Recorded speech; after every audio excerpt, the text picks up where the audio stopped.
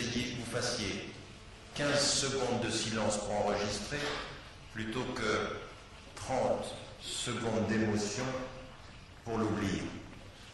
Et donc, c'est pas bon pour vous l'applaudissement. Alors encore une fois, n'allez pas chercher est-ce que tu as un Dali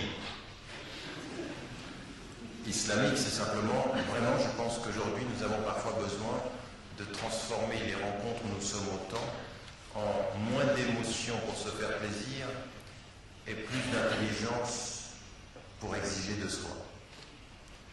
Donc, c'est pour vous que c'est mieux, et puis c'est aussi mieux pour moi. C'est jamais bon pour l'ego de se faire trop applaudir. Donc pensez à moi au moment où vous vous retenez.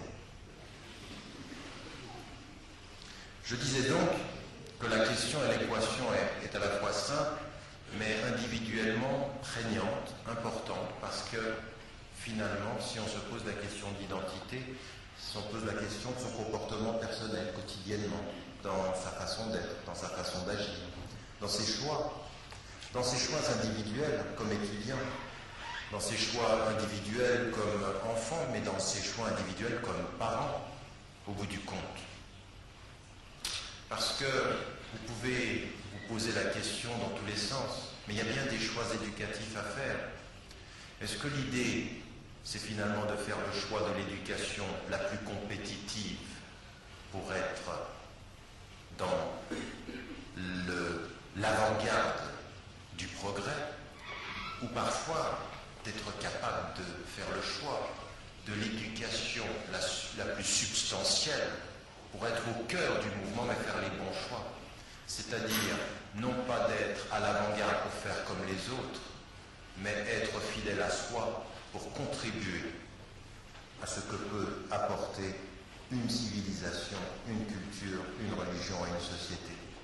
En d'autres termes, le Maroc veut-il faire juste aussi bien que l'Europe, ou est-ce que le Maroc aura la capacité de se distinguer en essayant de faire bien, mais de contribuer différemment, d'être une voix qui est une valeur ajoutée au concert des nations et non pas d'entrer dans le concert pour qu'on ne sache même plus qu'il est une nation qui s'appelle le Maroc.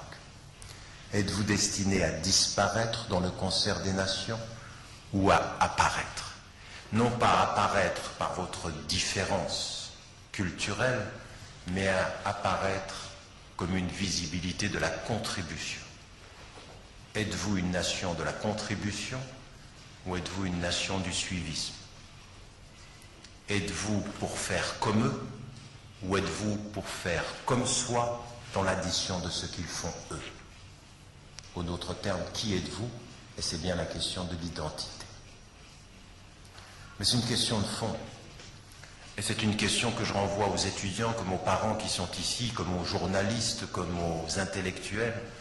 C'est une question qu'il faut se poser de façon critique et de façon profonde. Il en va de l'âme de votre nation. Est-ce que le Maroc a une âme ou est-ce que vous n'avez simplement qu'un corps pour courir? Parce que beaucoup aujourd'hui, des Marocains, ont le complexe de ceux qui suivent. Et elles voudraient parfois nous faire croire qu'ils ne suivent pas en affirmant qu'ils sont bien Marocains au moment où ils suivent. Mais un Marocain qui s'affirme Marocain quand il suit, ça reste un suiveur, même s'il est Marocain. Ce qui est déterminant aujourd'hui, c'est votre capacité à être créatif, à apporter une autre voix. Et c'est à partir des questions que je vais essayer de traduire, qu'on pourrait engager un débat. Je n'ai pas toutes les réponses. Je n'ai même pas toutes les questions. Mais j'ai quelques questions qui nécessitent certainement des réponses. Et donc c'est ce débat-là que j'aimerais vous engager à avoir. Première des choses, au moment où là j'ai placé le cadre de cette globalisation quadridimensionnelle, de ces enjeux qui sont les nôtres, dont la culture est une dimension, mais faites attention, je ne suis pas sûr que cette sonnerie de téléphone soit halal. Je plaisante.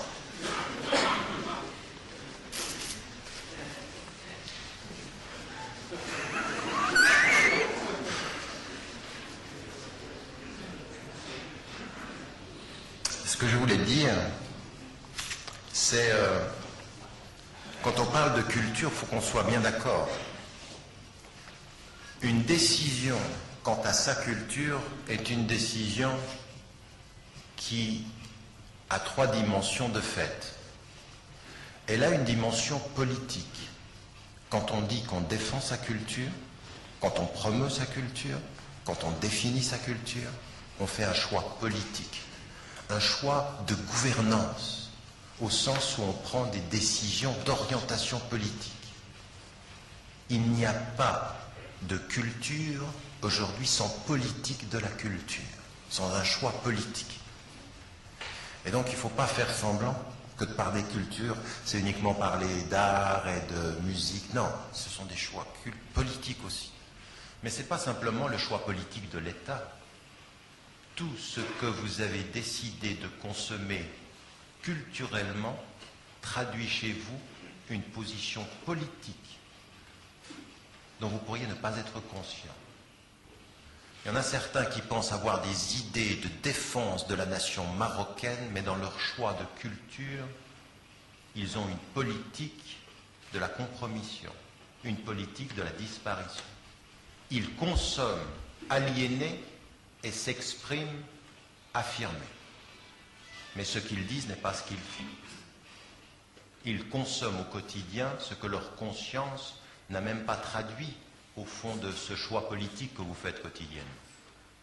Donc c'est bien une décision politique, mais c'est aussi une décision économique, avec une potentialité de l'économie dominante de faire en sorte que vos choix culturels que vous pensez alternatifs soient intégrés à l'économie dominante au point que votre culture que vous pensez alternative soit le meilleur moyen de renforcer l'économie dominante. Vous me suivez? C'est une question de fond. C'est une vraie question de fond. Quand vous regardez ce qui peut se passer, et dans ce qui a été, par exemple, tout le mouvement afro-américain de culture musicale, cinématographique, alternative, ou ce qui a été, par exemple, ce que vous avez entendu chez la jeunesse, tout ce qui a été la musique reggae, qui était à un moment donné une musique de la résistance. Quand vous regardez ce qu'a été le rap, où c'est que le rap, qui a pu passer parfois dans le slam, vous voyez, des choses que vous connaissez, les jeunes, vous voyez bien ce que je dis. Les parents ils disent de quoi ils parlent, mais des choses qui sont connues. Et bien tous ces mouvements-là, qui sont des expressions culturelles de l'opposition politique, ont été récupérés par l'ordre économique pour faire de l'argent. Vous faites de l'argent avec de la culture de la résistance.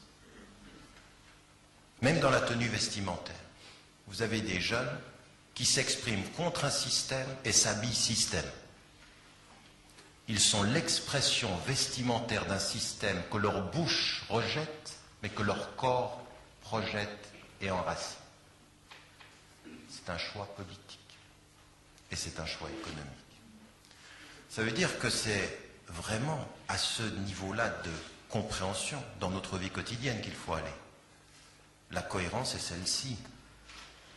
Et quand quelqu'un entend, vous savez, ce que disaient les philosophes, qui disaient « agis à la lumière de ce que tu dis », ce que disent les religions, ce que vous répétez dans vos prières quotidiennes, peut-être sans vous en rappeler la substance. « Alladhina amanu wa amilu s-salihat » ceux qui croient et qui font le bien. Et qui vous dit, cette formule, elle vous dit simplement une chose. Agis dans la cohérence de ta foi et de ton geste. Que ton geste soit la visibilité de ta foi et que la foi soit la lumière de ton geste. C'est ça que ça veut dire. Ça veut dire que jusqu'au moment du détail de votre quotidien, il faut vous rendre compte que cette question de la culture et de l'expression de l'identité se mesure à votre façon de manger, à votre façon de boire, à votre façon de vous exprimer, à votre façon de vous habiller, à votre façon de vous enraciner dans la nation qui est la vôtre. Avec confiance ou avec